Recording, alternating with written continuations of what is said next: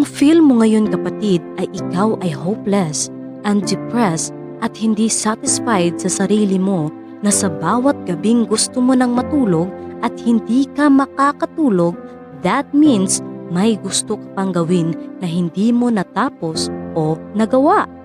Bakit di mo gawin ang bagay na gusto mong gawin? Ano ang nakakapagpigil sa iyo para gawin yan? O baka takot ka lang magkamali? O sa mga criticize? Kapatid, kung di ka kikilos ngayon para sa iyong mga pangarap, ikaw yung taong walang nagawa na kahit ano. At kapag ganyan ang mindset mo, kapatid, hindi tayo magsasucess.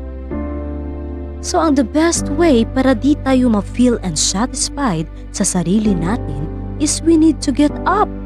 At para magawa natin ang mga bagay na gusto nating gawin, huwag kang maghintay for the good things o oras o feelings. Kung maghihintay ka lang, di mo yan magagawa. May ibibigay akong example sa iyo kapatid. Ito yung mga taong naging successful gaya na lamang nila Oprah, Bill Gates, Jack Ma. Ano ang pinagkakaiba sa kanila at sa iyo? Meron silang 24 hours, same as you have. Meron silang single brain, 2 hands, 2 eyes, at tao sila gaya mo. So paano nila nagawa ang pagiging successful? Paano nila na ma-manage yung araw nila? Ano ang pagkakaiba? Ang pinagkakaiba kapatid is ginamit nila yung brain nila wisely. Ginamit nila yung oras nila wisely and control their mind wisely. Iniba nila yung mindset nila at hindi nila sinasabing wala silang oras sa mga bagay na gusto nilang gawin. Remember kapatid, kapag sila ay nakaramdam ng takot, natatakot sila sa failures, natatakot silang magkamali. Pero naintindihan nilang there's the only way to overcome those fears and obstacles. At para maging happy ka is to get up and do what you really want to do. Do it now.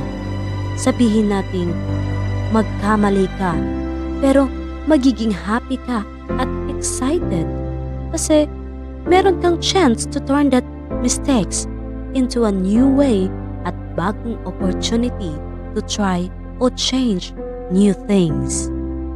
At bago ko ito tapusin itong mensaheng ito, kapatid, don't forget na sa bawat plano o desisyon mo sa buhay ay mas mabuting isurrender mo yan kay Lord at para mas magabayan ka sa lahat ng gusto mong gawin sa buhay. In Colossians chapter 3 verse 17 says, "And whatever you do, in word or deed, do it all in the name of the Lord Jesus, giving thanks to God the Father through Him." Dapat ang lahat ng bagay na gusto nating gawin, do it all the glory of our Lord Jesus Christ. At kung anuman ang ating narating sa buhay, ay huwag kalimutang magpasalamat sa Kanya at tumulong sa kapwa. Now, try to change your mindset and ask guidance to God. I'm sure gaagabayan ka niya. Thank you and God bless, kapatid.